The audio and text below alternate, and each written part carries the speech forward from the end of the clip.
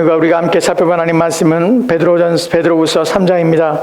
베드로후서 3장 3절부터 13절 말씀까지 보도록 하겠습니다. 베드로후서 3장 3절부터 13절 말씀까지입니다. 베드로후서입니다. 제가 전 성경으로 신약 386쪽에 있습니다. 베드로후서 3장 3절부터 13절 말씀입니다. 우리 찾으신 자고 앉으시에 우리 기도하도록 합시다. 제가 먼저 3절 말씀 봉독합니다. 먼저 이것을 알지니 말세에 조롱하는 자들이 와서 자기의 정욕을 따라 행하며 조롱하여 이르되 주께서 강림하신다는 약속이 어디 있느냐? 조상들이 잔 후로부터 만물이 처음 창조될 때와 같이 그냥 있다 하니 이는 하늘이 옛적부터 있는 것과 땅이 물에서 나와 물로 성립된 것도 하나님의 말씀으로 된 것을 그들이 일부러 잊으려 함이로다. 이로 말미암아 그때의 세상은 물이 넘침으로 멸망하였을 때 이제 하늘과 땅은 그 동일한 말씀으로 불살하기 위하여 보호하신 바 되어 경건하지 아니한 사람들의 심판과 멸망의 날까지 보존하여 두신 것이니라. 사랑하는 자들아, 주께는 하루가 전년 같고 전년이 하루 같다는 이 한 가지를 잊지 말라. 주의 약속은 어떤 이들이 더디다 하고 생각하는 것 같이 더딘 것이 아니라 오직 주께서는 너희를 대하여 오래 참으사 아무도 멸망하지 아니하고 다 회개하기에 이르기를 원하시느니라. 그러나 주의 날이 도둑같이 오리니 그 날에는 하늘이 큰 소리로 떠나가고 물질이 뜨거운 불에 풀어지고 땅과 그 중에 있는 모든 일이 드러나리로다. 이 모든 것이 이렇게 풀어지리니 너희가 어떠한 사람이 되어야 마땅하냐? 거룩한 행실과 경건함으로 하나님의 날이 임하기를 바라보고 간절히 사모하라. 그날에 하늘이 불에 타져 풀어지고 물질이 뜨거운 불에 녹아지려니와. 같이 읽겠습니다. 시작. 우리는 그의 약속대로 의가 있는 곳인 새하늘과 새 땅을 바라보도다. 아멘. 아멘. 백성들아, 시시로 그를 의지하고 그의 앞에 마음을 토하라. 하나님은 우리의 피난처시로다. 하나님이 한두 번 하신 말씀을 내가 들었나니 권능은 하나님께 속하였다 하셨다. 주여 인자함은 주께 속하였사오니 주께서 각 사람에게 행한 대로 갚으심이니이다. 아멘. 아멘. 우리 같이 주신 말씀을 위해서 함께 기도하겠습니다. 하나님, 우리가 하나님의 말씀을 듣습니다. 이 말씀을 통하여 하나님의 권능과 하나님의 능력이 나타나 우리를 하여금 새롭게 되어지게 도와주시고 다시 한번 우리의 붙든 바 또한 우리가 바라는 바 우리의 소망의 확실함 가운데 거하도록 주여 도와주옵소서. 우리를 굳게 세우사 요동하지 아니하게 하시고 우리의 마음을 지켜 흔들리지 않도록 주여 도와주시옵소서. 오실 시간 주의 말씀만이 우리 가운데 충만하게 원하오며 우리의 심령에 감동하심에 역사하시는 주의 성령 하나님의 역사가 이 시간 우리 가운데 있도록 도와주시옵소서. 주께서 함께 원하며 살아계신 예수 그리스도로 기도합니다. 아멘. 아멘. 오늘 우리는 사도신경 16번째 내용을 살펴보려고 합니다. 이제 앞으로 4번 남았어요. 20번째까지 남았습니다. 오늘 우리가 살펴볼 사도신경의 내용은 산자와 죽은 자를 심판을 오시리라 라는 내용입니다. 오늘 말씀의 내용을 살펴볼 때에 사도신경 안에서의 내용들을 먼저 좀 거론하고 시작하도록 합시다. 우리가 사도신경 할 때의 사도신경은 우리의 신앙의 고백이라고 말씀을 드렸습니다. 우리가 믿는 바 믿음의 내용들이라고 말씀을 드렸습니다. 사도신경 우리의 믿는 바 또 우리가 고백하는 바 무엇을 고백하고 무엇을 믿는지에 대한 내용들이 사도신경인데 사도신경은 세 부분으로 크게 구분할 수 있습니다. 세 부분으로 나눠지는데 첫 번째 부분은 성부 하나님에 대한 내용이에요. 사도신경을 고백할 때 우리는 성부 하나님이 이런 분입니다. 이런 분임을 우리가 믿습니다. 라고 고백하는 것입니다. 둘째는 성자 하나님에 대한 내용이에요. 성자 하나님의 하신 일들과 또 하시고 있는 일들과 또 하실 일들에 대하여 그분에 대하여 우리는 믿고 있는 것이 무엇인가 하는 부분을 고백하는 것입니다. 세 번째로는 성령 하나님에 대해요. 이제 다음 주부터 우리는 성령 하나님에 대하여 살펴볼 것입니다.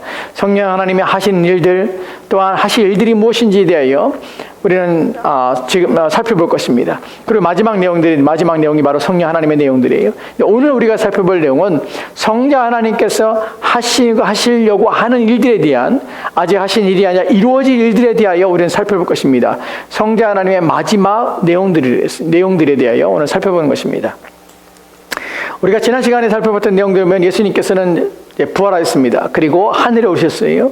그리고 하나님 우편에 앉아 계시고 계십니다. 그리고 나오는 것이 산자와 죽은 자를 심판하러 오시라 라고 말하는데, 한글 성경에 이런 구절이 있죠. 잘 모르는 구절입니다. 우리가 고백하지만 무슨 단어인지 무슨 뜻인지 잘 모르고 고백하는 것이 그 단어가 있는데, 그 단어가 무엇이냐면 절이로서 산자와 죽은 자를 심판하러 오시라는 단어예요. 절이로서.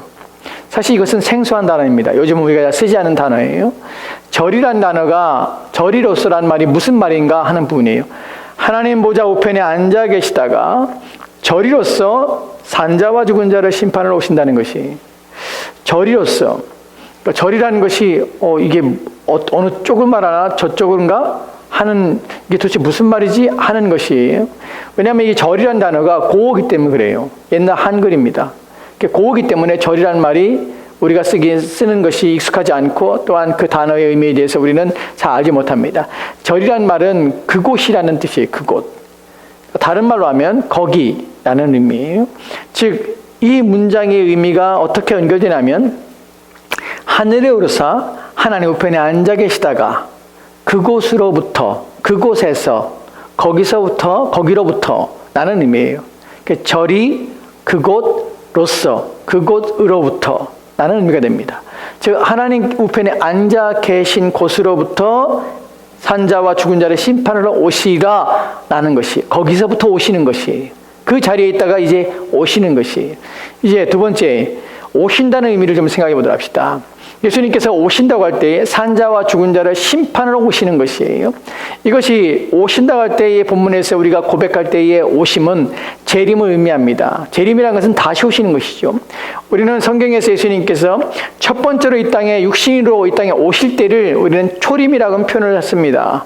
초림, 첫 번째 오신 것이에요. 그리고 이제 예수님께서 부활하시고 십자가에 죽으시고 부활하시고 하늘에 오르셔서 하나님 우편에 앉아 계신 것이에요. 그리고 이제 다시 오시는데, 이 산자와 죽은 자를 심판하러 오실 때는 이것은 재림이라고 해요. 왜냐하면 다시 오시는 것이기 때문에 재림이라고 합니다. 여기에 우리가 알아야 될 중요한 내용이 있는데, 첫 번째의 초림과 두 번째의 재림 사이에는 첫 번째의 재림과 첫 번째의 초림과 두 번째의 재림은 이 땅에 오시는 것은 동일하지만 그 방식과 또한 내용면에서 정확히 다르다는 사실을 여러분이 기억하셔야 됩니다. 우리가 오늘 고백할 때에, 사도신경을 고백할 때에 산자와 죽은 자를 심판하러 오신다는 표현이 오실 때에, 두 번째 오실 때는 첫 번째의 의미와 전혀 다른 방식과 또한 첫 번째에 오시는 목적과 이유가 전혀 다른 사실을 우리는 기억하고 이 고백을 하는 것이에요. 어떻게 다른가 먼저 생각해 보도록 합시다. 성경에서 이렇게 기록되고 있습니다. 히브리서 9장 28절 말씀에는 이렇게 기록되어 있습니다. 같이 읽겠습니다. 시작. 이와 같이 그리스도도 많은 사람의 죄를 담당하시려고 단번에 들으신 바 되셨고, 구원에 이르게 하시기 위하여 죄와 상관없이 자기를 바라는 자들에게 두 번째 나타나시리라. 아멘. 본문에서 이것이 재림에 대한 내용입니까? 예, 맞습니다. 어떻게 합니까? 두 번째 오시라는 표현 속에서 이것은 첫 번째 오심이 아니라 두 번째 재림에 대한 내용을 말씀하겠다는 사실을 하게 돼요. 근데 이와 같이라는 표현과 그 다음에 그리스도도 많은 사람의 죄를 담당하시려고 단번에 들으신 바 되셨고, 이것은 과거에 지금 된 사건을 말하는 것이 무엇을 얘기합니까? 이 땅에 오셔서 사람이 되심으로 그가 십자가에 죽으심으로 죄를 담당하신 것이에요.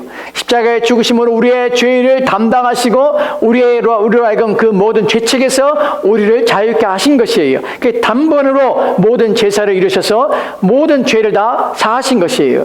이것이 초림에 대한 내용이에요.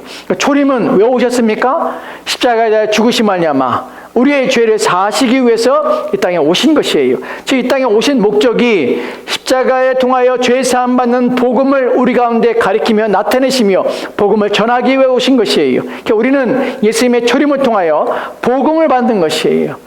우리의 죄가 용서받았으며 하나님과 화목된 자로 부르심을 받는 그 하나님의 나라가 이 땅에 임하신다는 사실을 깨닫게 되고 그 나라에 참여케 하기 위해 오신다는 사실을 알게 되는 것이에요.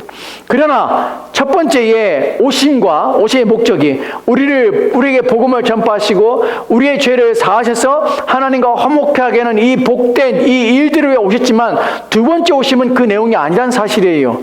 왜 그렇습니까? 다음의 내용 보면 구원에 이르기 위하여, 이 구원은 완성을 말합니다.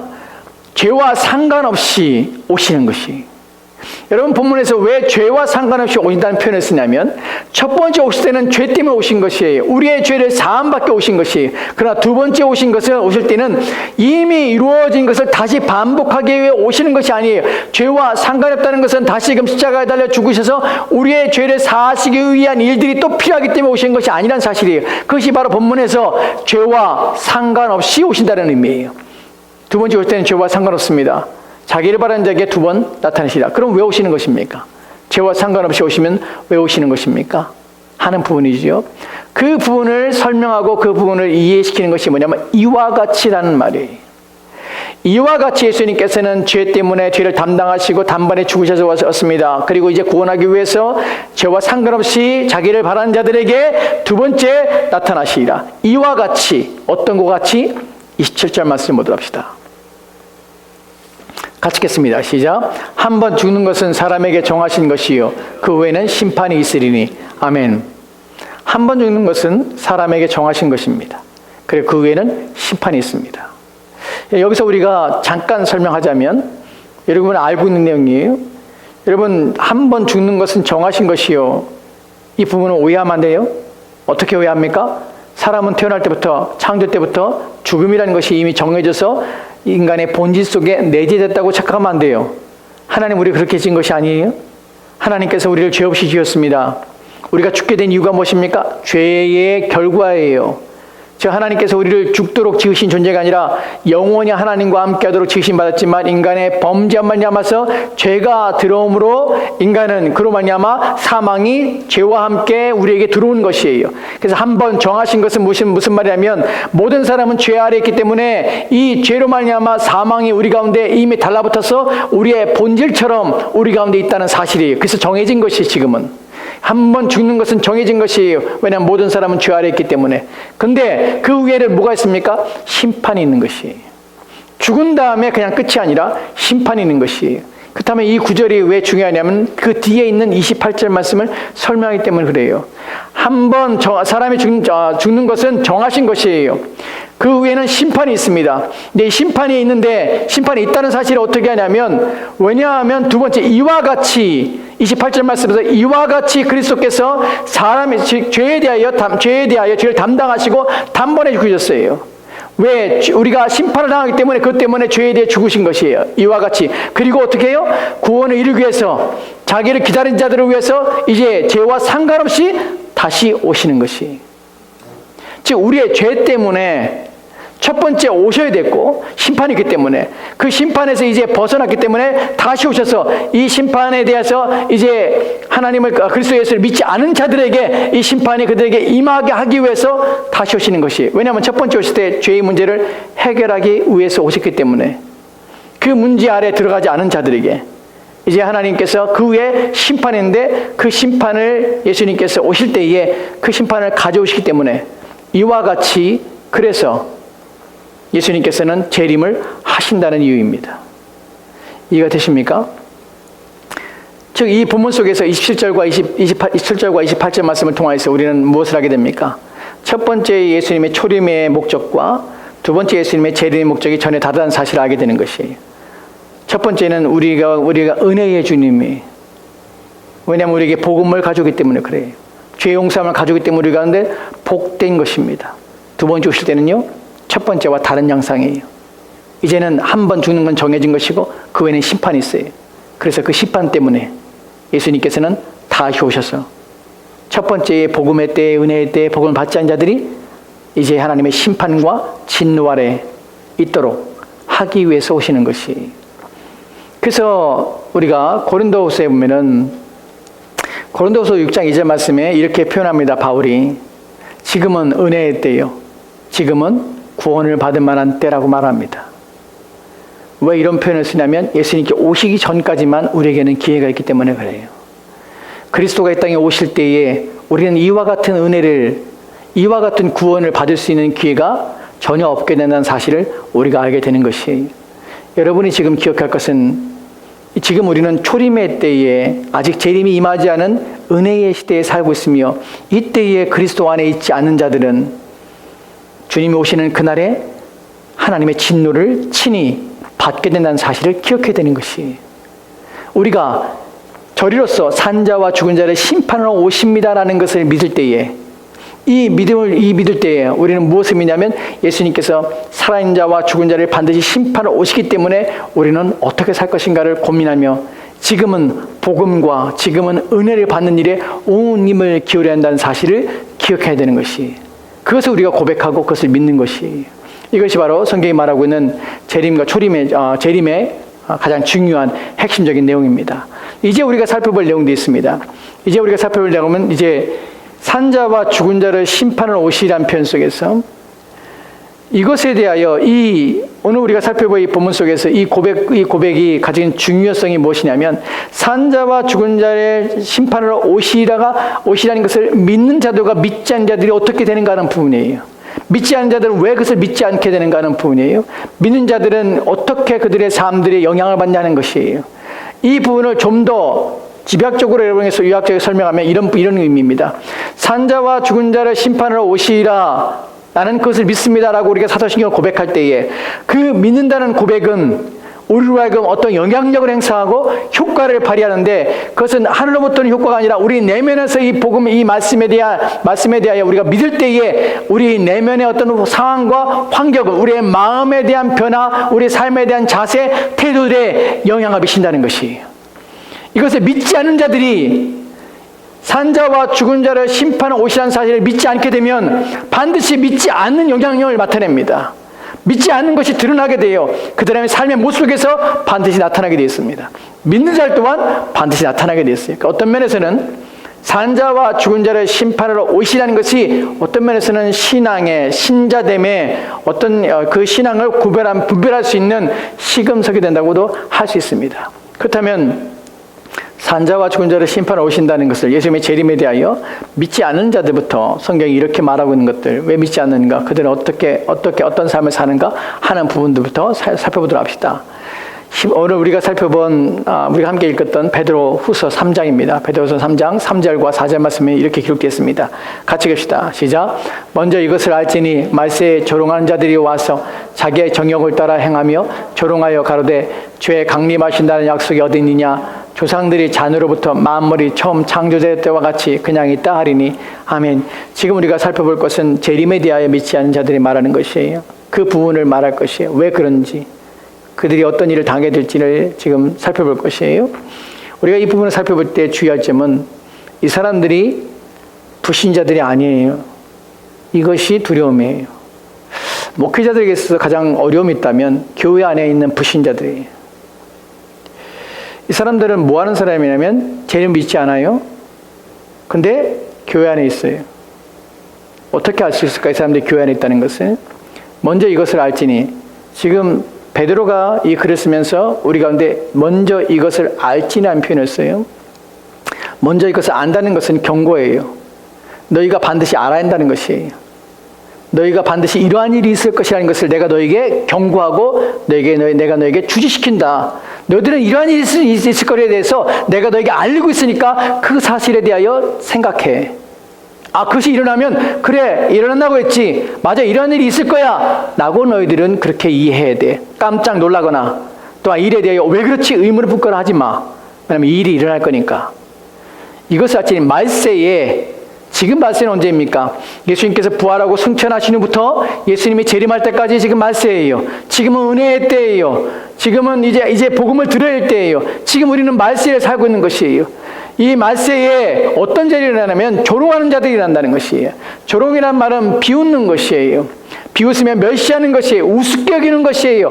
그것에 대하여 귀를 기울이지 않으며 가치 없다고 생각하는 것이에요. 믿을 수 없다고 여기는 것이에요. 그것이 바로 조롱하는 자들이라는 표현이에요. 와서 그들이 자기의 정욕을 따라 행하고 있습니다. 이것이 이들의 특징이에요.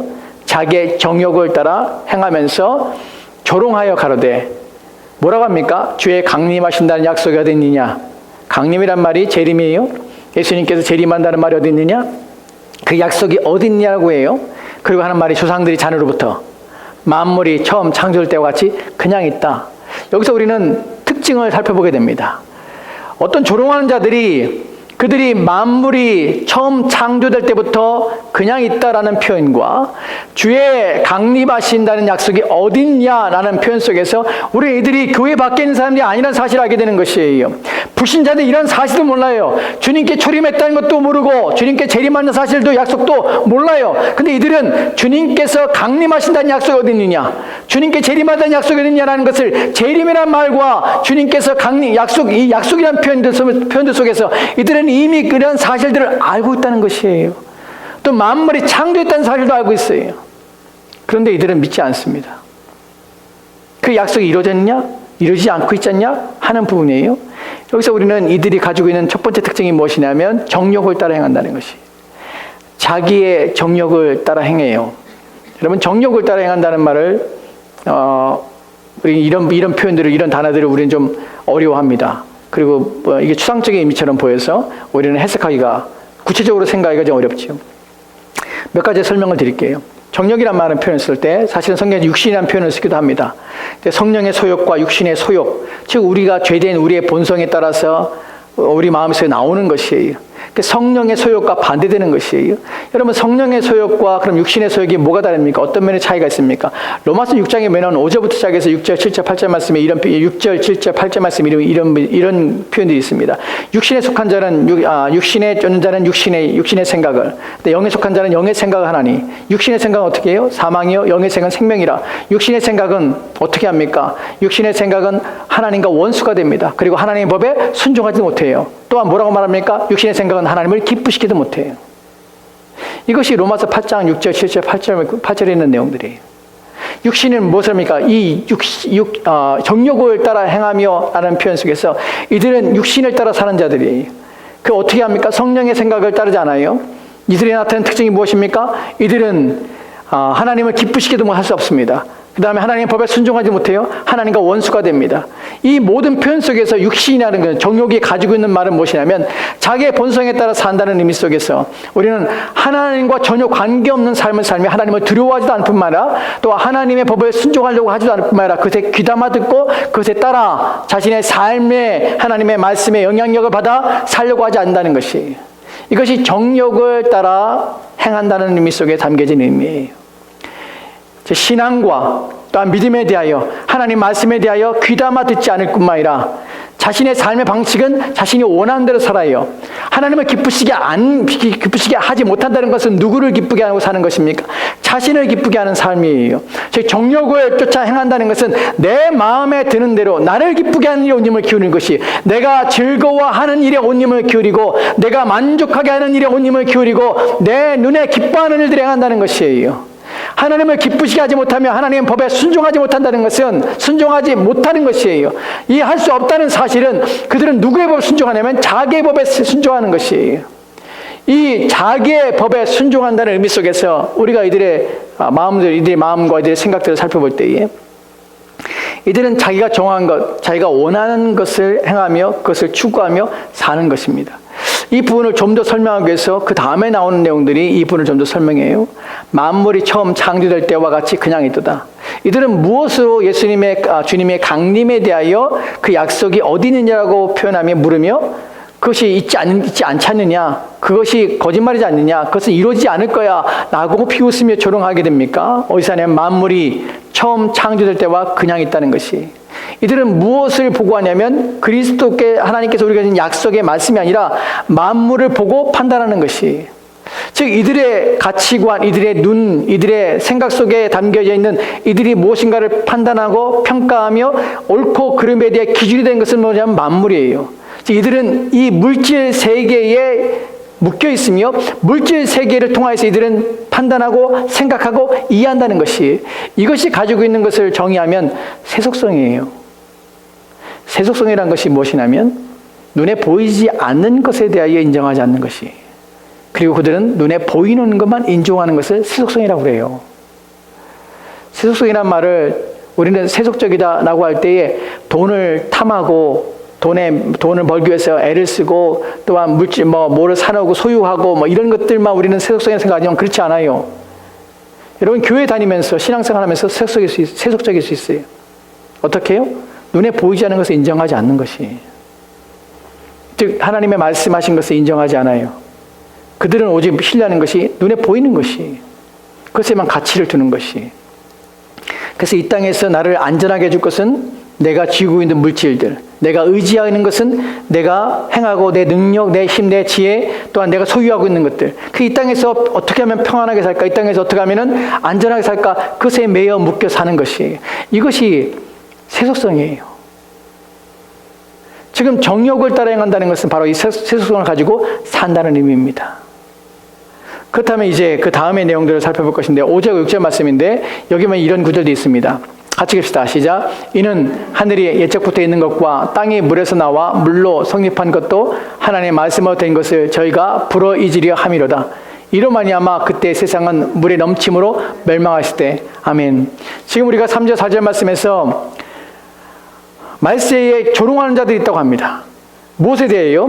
재림에 대하여 믿지 않는 자도 있어요. 근데 이 재림에 대하여 믿지 않고 가리킨 자도 있지만 사실 그들의 마음 속에 이미 그들의 생각 속에 사상 속에 이미 담겨져 있는 것이에요. 그래서 그것에 대하여 개의치 않는 것이에요. 그래서 무엇을 바라보고 삽니까? 현실을 바라보고 사는 것이에요. 현실에 충실하게 사는 것이, 여러분 그게 나쁜 것은 아닙니다. 근데 현실에 충실한 목적이 무엇이냐면 이것이 나를 안전하게 하고 이것이 나의 삶을 보장이라고 믿기 때문에 그래요. 나의 기쁨, 나의 만족, 나의 즐거움은 현실 속에서 내 주변의 환경과 상황이 나로 하여금 기쁨을 주고 만족을 주며 오직 그것만이 나를 내가 의지할 것이고 내가 바라는 것이고 또한 나를 평안케 할 것이라는 사실을 그것에 찾고 구하는 자들이 바로 정욕을 따라 사는 자들이고 또한 세속성을 가진 사람들이에요. 여러분 그런 사람들을 믿지 않는 것이에요. 그런데 지금 그들이 주의 강림하신 약속이 어디 있냐고 지금 묻고 있어요.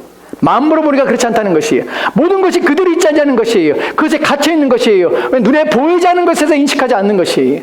거기에 대하여 이렇게 말합니다. 이는 하늘의 적부터 있는 것과 땅이 물에서 나와 물로 성립한 것도 하나님 말씀으로 된 것을 저희가 일부러 잊음이라. 여기서 불어 잊음이라는 것은 고의적으로 그것을 숨기는 것이에요.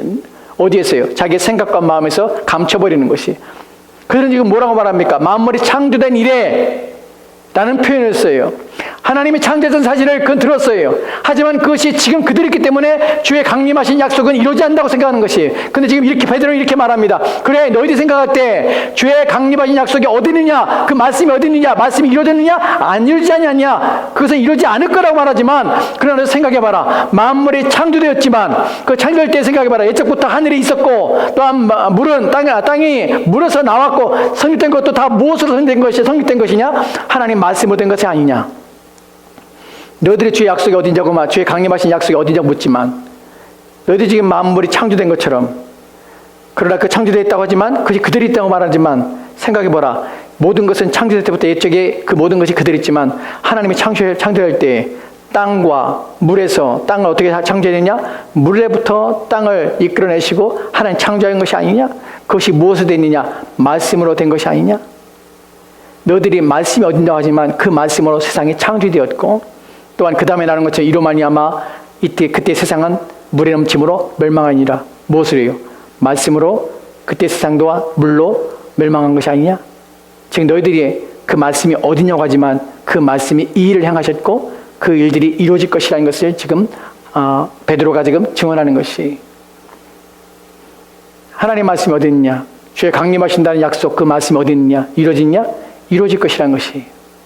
왜냐하면 만물이 그대로 있지만 그 만물을 지으신 이가 말씀으로 그것을 지으셨고 또한 그 말씀하신 이가 세상을 물로 심판하신 그분이라는 사실이.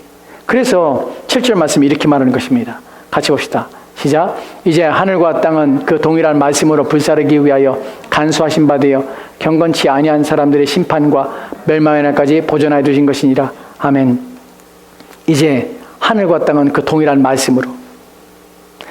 지금 교회 안에 있는 자들이 이들은 주의 강림에 대한 약속에 대해서 들었고 또한 만물이 하나님의 창조했다는 사실을 들었어요.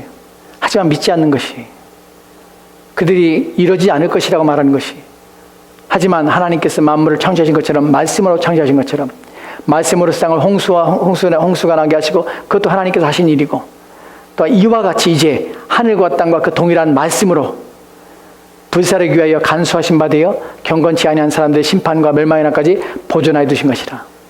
그 말씀으로 그것 또한 되어질 것이라는 것을 확인하는 것이, 어떤 일이 일어납니까? 말씀으로 불사르기 위해서 간수하신 바. 간수란 말은 저축해 두는 것이, 너희들이 지금 일이 일어나지 않을 것이라고 생각하지만 반드시 그 일은 일어날 것이라는 것이에요. 그래서 지금 저축해 두는 것이다. 지금 차곡차곡 쌓아놓는 것이다. 경건치 않은 사람들의 심판과 멸망의 날까지 보존하여 두는 것이라. 그들 때문에 이것을 보존하다는 말은 이것을 지금 유지시키고 또한 이것을 그냥 두신 것이에요. 언제까지? 그리스도께서 이 땅에 오셔서 심판하실 때까지. 그 때문에 지금 세상이 여전히 있는 것처럼 보이지만, 그 때문에 예수님의 재림이 지금 없는 것처럼 보이지만, 그런 예수님의 재림은 곧 오실 것이며, 또한 그로 말미암아 이 땅은 심판을 당하게 될 것이다 라는 것을 지금 확인하는 것입니다. 우리는 지금까지 무엇을 살펴봤냐면, 예수님에 대해서 믿지 않는 자들, 또한 그들이 어떤 모습을 가지고 있고 그들이 심판을 당하게 되는 사실을 알게 됩니다. 이제 하나 더 베드로서 3장 10절 말씀에는 이렇게 기록되어 같이 봅시다. 시작. 그러나 주의 날이 도적같이 이르노리니 그 날에는 하늘이 큰 소리로 떠나가고 체질이 뜨거운 불에 풀어지고 땅과 그 중에 있는 모든 일이 드러나리로다. 아멘. 이것이 그날에 있게 되는 사건들에서 말하는 것이, 우리가 두 절을 빼먹었습니다. 8절과 9절 말씀이죠. 거기서 뭐라고 말합니까? 하나님께는 천년이 하루 같고 하루가 천년 같으니라 라는 말씀과 함께 하나님께서 너희들이 회개할 때까지 기다리고 계시니라 라는 표현을 써요. 즉 예수님께서 재림하신다는 것이 없는 것이 아니라, 그 약속했지만 그 약속이 성취가 되지 않고 그것이 공허한 공약, 빈 약속이 아니라 실제로 일어날 것임을 우리 가운데 말씀할 뿐만 아니라, 말씀으로 되어진 거 보니까 확실히 되어질 것이라는 것을 우리 가운데 보여주고, 그날에 어떤 일이 일어날 것인지를 지금 말하고 있는 것입니다. 그러나 주의 날이 도적같이 옵니다. 갑자기 오는 것이. 우리가 그때에 일어날 일들에 대해서 우리가 살펴보고 알고 있습니다. 우리가 마태복음 24장부터 25장에 있을 때 종말의 때에 있어야 할 일이 무엇입니까? 예수님이 재림하실 때 무슨 일이 있어야 됩니까? 라는 물음 속에서 예수님께서 그들에게 대답하는 내용들을 보게 됩니다. 기근과 또한 난리와 난리, 소문이 일어나고 전쟁이 일어나고 이런 일이 일어납니다. 지진도 일어나고요. 사실 기후변화에 대해서 오늘날 많은 염려와 걱정이 있는 것이 사실입니다. 잠깐 말씀을 드리면, 기후학자들에게서 심각하게 이 기후 환경에 대하여 변화를 심각하게 느끼는 사람들은, 지구가 이제 우리가 지금 남아있는 시간이 한 8년밖에 10년 안쪽으로 남아있다라는 표현을 써요. 왜냐하면 지금 아시아 쪽에서는 지금 큰 홍수로 말미암아 심지어는 지금 50일이 넘는 동안 지금 우기가 지금 돼서 지금 계속 장마가 50일 동안 지속되는 이 기이한 일이 벌어졌고, 그래서 지금 중국이나 한국이나 또한 일본이나 동남아시아가 지금 물난리를 겪고 있습니다. 심지어는 지금 캘리포니아, 우리가 살고 있는 미국의 캘리포니아 쪽에서는 지금 극심한 가뭄과 고온 때문에 지금 곳곳에서 지금 산불이 나서 지금 큰 피해를 입고 있는 상황도 있습니다. 또 유럽에서는 폭염 42도가 넘는 폭염 때문에 사람들이 고통을 당하고 있습니다. 이 일이 점점점 일어나는 것을 볼 때 우리는 그 때를 압니다. 그 시기를 압니다. 하지만 그 정확하게 주님 오실 그날을 우리가 알지 못하지요.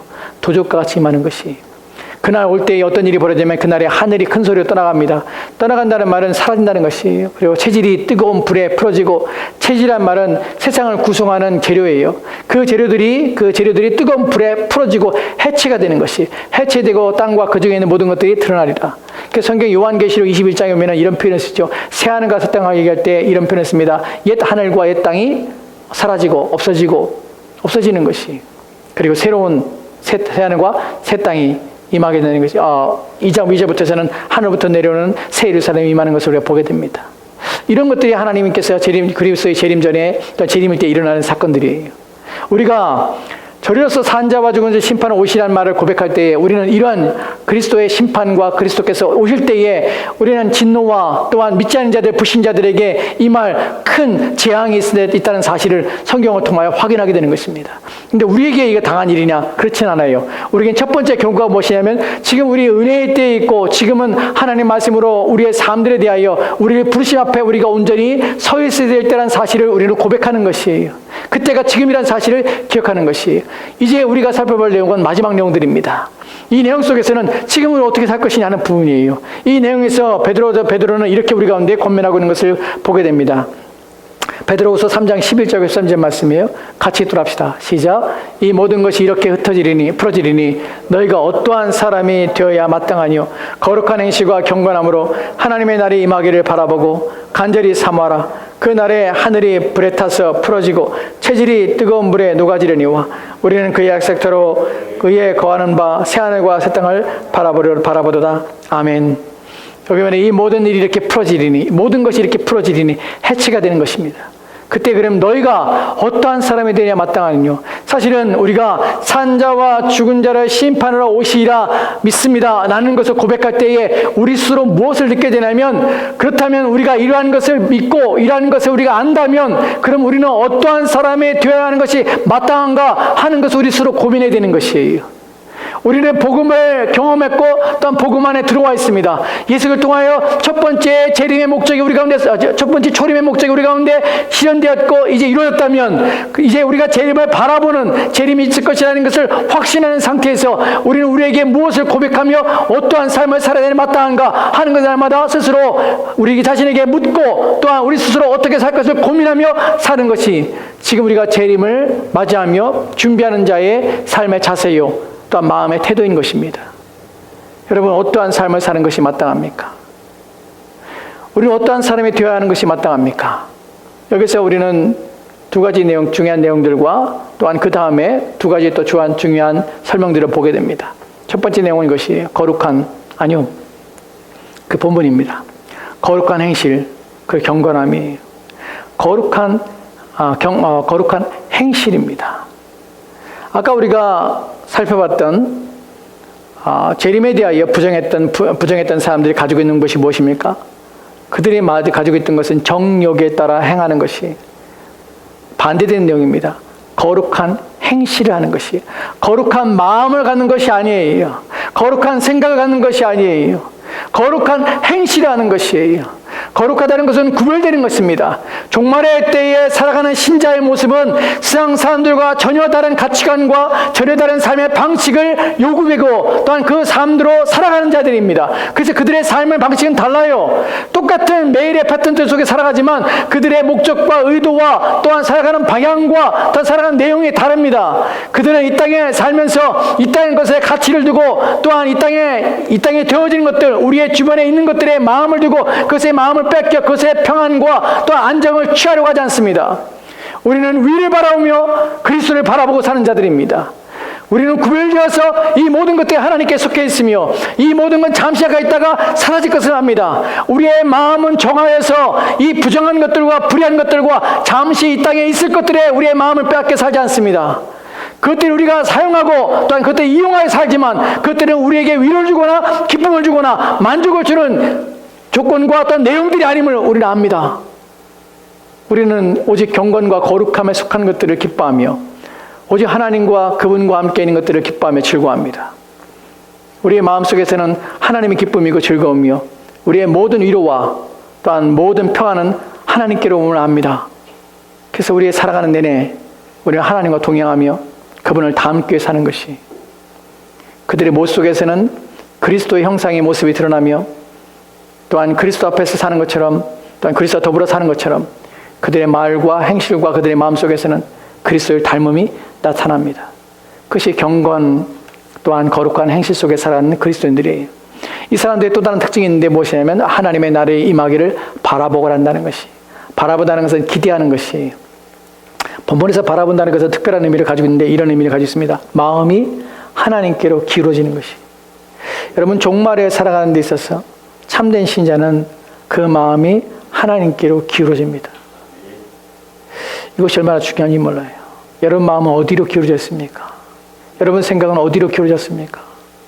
지금 오늘날 이 어려운 환경 속의 상황 속에서 먹고 사는데 기울어지고 여러분의 육신의 생명이 여러분의 손에 달린 것처럼 애를 쓰고 수고하며 그것 때문에 염려하고 두려워하고 살고 그것에 매여서 매일매일 근심과 두려움을 산다면 여러분의 마음은 여러분의 생명을 지키기 위하여 여러분 스스로가 주인 되어서 여러분 자신을 지키려는데 여러분 자신이 소유하고 이 땅에서 여러분의 주변의 환경과 상황 속에서 여러분이 잘 되는 일에 기울어져서 그것이 정욕에 따라 사는 삶의 습관이요 세속성을 가지고 있는 사람의 삶의 방식이라는 사실을 모른 채 그렇게 기울어서 자기를 위해 사는 것이 하나님을 기울어진 사람은 이 땅의 것들은 잠시 잠깐 보이는 것이고 이 땅의 사람들이 아니라 올 그 날과 올 그 나라의 소망을 두기 때문에 그 모든 일을 거기에 맞춰서 우리의 마음이 세상에 빠지지 않도록 우리의 마음이 세속적이 되지 않도록 우리의 생각이 불의한 것이나 악한 것과 하나님 없는 것에 만족하며 또한 하나님과 관계없는 일들에 우리의 마음이 기울일까 봐 날마다 우리의 마음을 주의하고 깨어서 하나님 말씀을 우리 마음에 붙는 일에 온 힘을 기울이고 또한 기도하여 하나님과 깊은 교제 가운데 성령의 도우심을 이 던진 일에 온 마음을 쓰고 하는 것이 그것이 바로 하나님의 나라가 임하기를 바라보는 자의 삶의 모습이라는 사실이에요. 날마다 여러분의 마음은 하나님께 기울여 있습니까? 그분과 함께 있고 그분의 말씀을 듣고 그분의 말씀을 배우고 그분의 말씀에 집착하며 그분의 말씀이 여러분의 마음을 지배하기 원하십니까? 그래야 하나님을 기쁘시게 하는 일에 온 힘을 기울입니까? 여러분들은 예배를 사모합니까? 그래야 이 예배 가운데 또 하나님을 예배하는데 온 힘을 기울이려고 했습니까? 여러분 마음과 생각이 전혀 다른 것이 여러분의 마음과 생각이 하나님께 향하여 있어야 되는 것이 세속이면 안 되는 것이 또 다른 단어가 간절히 사모하다는 것이 간절히 사모하다는 것은 사모한다는 것은 마음에 적용만 하는 것이 아니에요. 본문에 사모한다는 것은 어떤 의미를 가지고 있냐면 재촉하다는 뜻이에요. 또한 그것이 오히려 오도록 힘쓴다는 의미예요. 즉 재촉하는 것이 어떻게 하나님 나라가 재촉하도록 예수님께서 빨리 오도록 재촉하고 또한 그것이 오도록 힘을 쓰는데 그럼 어떻게 하나님 나라가 우리 마음대로 오게 합니까? 어떻게 하나님 나라가 우리 마음대로 됩니까? 아니요, 그렇지 않아요. 우리가 하란다고 되는 것이 아니에요. 하지만 본문에서 그렇게 표현하고 있습니다. 어떻게 그러면 우리가 하나님 나라가 오도록 재촉합니까? 그리스도가 지속게 재림하도록 재촉합니까? 두 가지 의미에서 일이 가능합니다. 첫 번째는 무엇입니까? 첫 번째는 우리가 주기도문 속에서 우리가 하나님 나라가 임하기를 간절히 기도하는 것처럼 하늘에서 이런 것처럼 땅에서 이루어지다라는 기도처럼 우리는 기도를 통해서 하나님 뜻이 이루어지기를 간절히 구하는 것이 기도를 통해서 우리는 하나님 나라에 참여하고 하나님 나라가 속히 임하기를 바라는 것이 계시록의 마지막에 주여 속히 오시옵소서 이런 기도를 드리는 것이 두 번째 어떻게 참여합니까? 어떻게 재촉합니까? 우리가 이제 구원받을 자를 복음을 전하고 하나님께 택하신 자들을 불러 모아서 이제 정한 수가 채워져서 이제 그 날이 속히 오도록 우리는 복음을 전하며 또한 그 성도를 온전하게 하는 일에 온 힘을 기울이 말미암아 그 날이 속히 오도록 앞당기도록 우리는 거기서 참여할 수 있다는 사실이 그래서 본문에처럼 간절히 사모하라 재촉하라 이것이 종말의 때에 그리스도의 재림을 바라보는 자들이 행하는 삶의 모습입니다. 저와 여러분들은 기도함으로 하나님 나라가 속히 임하기를 그리고 두 번째로는 복음을 전하고 성도를 온전케 하는 일로 그리스도의 재림을 앞당기는 일을 우리는 행해야 되는 것이 여기에 대하여 두 가지의 내용 하이데베르 교리문답에 대한 내용들을 좀 살펴보고 마치도록 합시다. 첫 번째 같이 읽읍시다. 시작.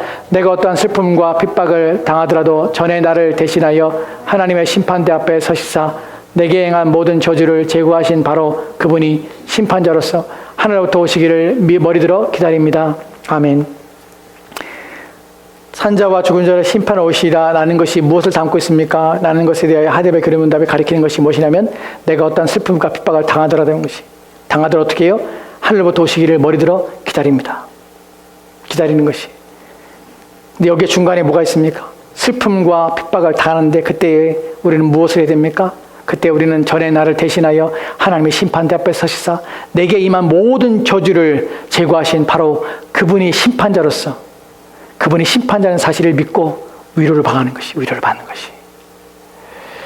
산자와 죽은 자를 심판하러 오신다 할 때 우리는 위로를 받습니다. 지금 우리는 슬픔 가운데 있고 우리는 지금 인생이라는 고난 속에 있습니다. 그 모든 것 가운데서도 그리스도께서 오실 때에 이 모든 것을 우리를 건져주길 바라며 어떤 그분이 오신다는 사실 때문에 우리는 머리를 들고 그분을 기다리는 것이, 이것이 산자와 죽은 자를 심판하러 오실 것을 믿습니다라는 고백 속에 담겨진 첫 번째 내용이에요. 그래서 우리가 아까 읽었던 베드로후서 3장 12절에서 이제 말씀 이렇게 기록된 것이에요. 그 뒤에 보면은 불에 녹아지려니와 우리는 그 약속대로 의가 있는 곳인 새하늘 곳의 땅을 바라보도다. 우리는 그것을 바라보는 것이. 마지막 내용입니다. 마지막 둘째 내용을 보면 하이데베 교리문답 이렇게 가르칩니다. 시작. 그가 그의 모든 원수를 곧 나의 원수들은 영원한 멸망으로 형벌하실 것이며 나는 그의 택함을 받은 모든 사람들과 함께 하늘의 기쁨과 영광 가운데 그에게로 이끌어 들으실 것입니다. 아멘. 산자와 죽은 자를 심판하오시리라. 이것을 나는 믿습니다. 왜냐하면 그것은 그리스도께서 그의 모든 원수들, 곧 나의 모든 원수들을 영원한 멸망으로 형벌하실 것이며 나는 그의 택함을 받은 모든 사람들과 함께 하늘의 기쁨과 영광 가운데 그에게로 이끌어 드리게 될 것입니다. 이것을 믿는 것이. 우리의 모든 원수는 누구입니까? 또한 나의 모든 원수는 누구입니까? 그분의 모든 원수는 우리로 하여금 믿지 않게 하며 우리로 하여금 하나님을 신앙할 때에 우리 안에 있는 우리 안에 있는 죄성과 우리 밖에서 우리의 죄와 연합하여 우리를 괴롭히며 우리로 하여금 불신과 의심과 또한 불의한 일들을 행하게 하는 모든 사단입니다. 이 사단의 계계와 또한 우리의 대적 이 원수가 우리를 이 땅에 사는 동안에 우리 안에 있는 죄와 결탁하여 일으키는 그 모든 일에서 우리를 건진받으며 그 모든 고통을 주는 그 원수들을 주님께서는 그들을 형벌하고 심판할 것입니다. 그것이 바로 주님이 재림하신 그날에 이루어질 것입니다. 또한 우리는 무엇을 기대합니까? 나는 택함 받은 자들 모든 자들과 함께 그들과 함께 하늘의 기쁨과 영광 가운데 우리는 서게 될 것입니다. 그래서 그것을 우리는 바라오며 그것을 소망하게 되는 것입니다. 여러분, 우리는 산자와 죽은 자를 심판하러 오실 것을 믿습니다. 기억하십시다. 재림은 심판입니다. 지금 그분이 오실 때까지 우리는 기회가 있습니다. 불경건한 자들이 경건함으로 돌아오게 되고 회개할 기회가 이때밖에 없음을 기억하십시오. 믿음에서 멀어졌던 자들, 또한 안일하게 신앙생활했던 자들, 주님 오시는 그날에 후회하지 말고 그리스도께서 오시기 전에 이 은혜의 때에, 이 구원의 때에 그리스도의 은혜를 헛되게 하지 말고 믿음과 신앙으로 사십시오.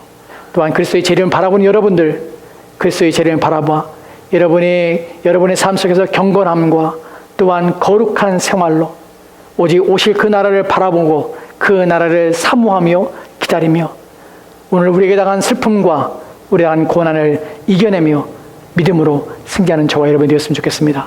같이 기도합시다. 하나님, 오늘 우리가 사도신경에 저려서